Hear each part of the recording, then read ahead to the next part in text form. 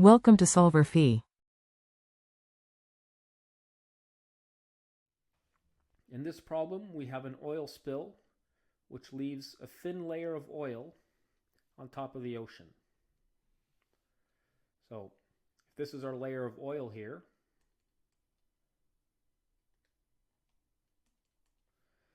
and below that we have some water, and above that we have air, and we're given that the indices of refraction of these three substances here, well, for air we know that index of refraction, which I'm going to label N0, is 1. For oil, I'll call the index of refraction N1. We're told that's 1.2.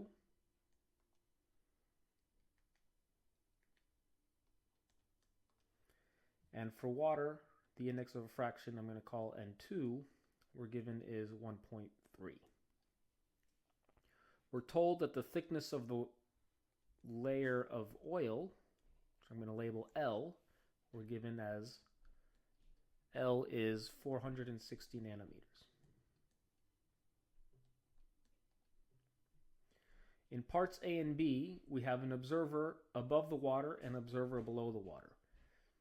And what's being asked is which wavelength of visible light will have the highest intensity to both these observers. So let's look at the observer above the water. So for part A, light is going to shine down, and part of that light is going to be reflected off of the first surface here. Another part of that light will be transmitted and reflect off the bottom surface, resulting in two waves of light being reflected. If these waves are in phase with one another, then you'll have a maximum intensity. So that means that the path length difference between these two rays, which is just going to be the extra distance traveled by this transmitted wave, has to amount to some integer multiple of the wavelength. So the extra distance traveled is just twice this distance L here, which is the thickness of the oil. So we can just write that here. 2L, this is part A. So 2L must equal some integer multiple of the wavelength. So the wavelength, but it's actually the wavelength in the oil, right? So the wavelength in the oil gets changed because there's an index of refraction. So in the material, the wavelength is the vacuum wavelength, which I'll call lambda, divided by the index of refraction, which in our case is N1. And then it's got to be some integer multiple of that. Now this might be correct, but it might actually be off by half a wavelength because there may be some phase shifts at these reflecting surfaces.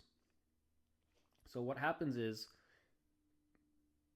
if you're reflecting off a surface that's got a higher index of refraction, that is, if you go from lower to higher index of refraction, the reflected ray reflects off shifted at half a wavelength. So let's look. Here we're going from an index of refraction of 1 to 1.2. So that's an increase in index of refraction. So this black ray here is going to be shifted by half a wavelength. But the other ray, the red ray, is also reflecting off of an index of refraction that's higher, right? We're going from 1.2 to 1.3. So it also gets shifted by half a wavelength. So those two shifts cancel each other out, or they both shift together. So you don't have to account for them. So that means that this is correct here for the observer above the water. So now we just have to solve for lambda. And we have to keep in mind here there are multiple lambdas that will satisfy this, because m can be any integer. And there'll be a different lambda for every m that you pick. So solving for lambda, we're going to get that lambda equals 2L times N1, as an N, over M. And if we plug these numbers in, the numerator turns out to be 1104 nanometers divided by M. Now we want a lambda that's in visible spectrum. Visible light, if you'll recall, is about 400 to 700 nanometers. So for m equals 1 here,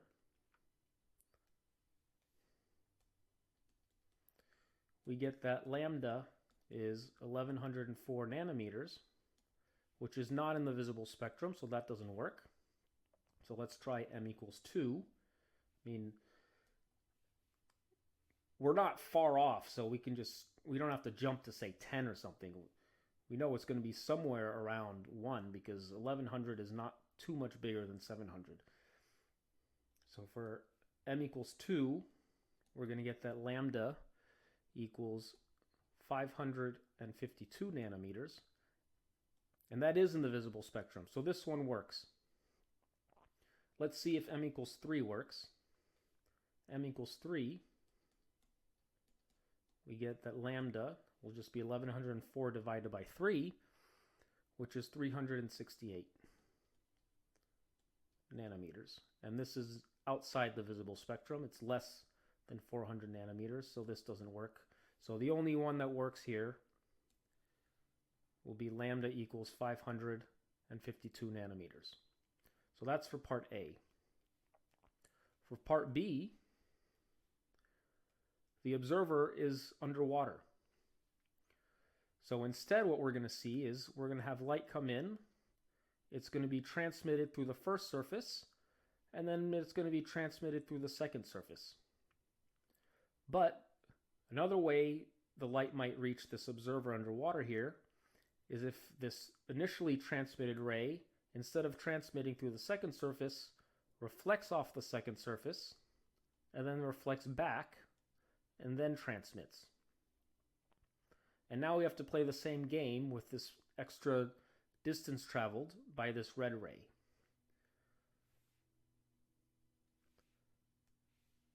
So, for part B, right, the path length difference is again 2L, right, twice the thickness here, and that's going to equal some integer multiple of the wavelength. So lambda over n1 times some integer m. But we again have to check for phase shifts upon reflection. So this first reflection here, we're going from 1.2 to 1.3, so we do have a phase shift since we're going from lower to higher index of refraction. So there's a half wavelength phase shift, which sets our equation off by half a wavelength. And then the second reflection here is a 1.2 to 1, right? It's between going from oil to air. And so that's from higher to lower, so there's no phase shift here. And that's the only other place where there might be a phase shift. So this whole thing here, this equation here is off by half a wavelength. So we're going to have to multiply it, add or subtract. Let's just subtract, whoops, half a wavelength. We got m minus 1/2. And again, m is an integer. And we have to find which m gives us a visible wavelength. So again, we can solve for lambda to find that lambda equals 2L times n1 over m minus 1/2. And we already found that 2L times n1 equals 1104 nanometers. And now we're dividing, instead of dividing by m, we're dividing by m minus 1/2. And we got to try multiple m's here. So for m equals 1, this will be 1104 divided by 1/2, which is I'm going to double it. So that gives us lambda equals 2208 nanometers, which is not in the visible spectrum, so that doesn't work. We can try m equals 2. This will give us m is 2, so 2 minus 1/2 is 3/2, so 1104 divided by 3/2 is 736 nanometers, which is just out of the visible wavelength, or visible range of wavelengths. So that's no good. So let's try m equals 3.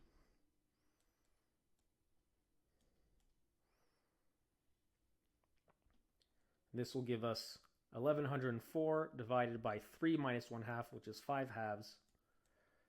And that gives us 442 nanometers. And that is in the visible spectrum. And we can try m equals 4 just to make sure that's not the only one, which gives us 1104, and 4 minus 1/2 is 7/2. So 1104 divided by 7/2 is 315 nanometers, which is outside of the visible wavelength, visible range of wavelengths. So the only one is m equals 3, and so we just have lambda equals 442 nanometers.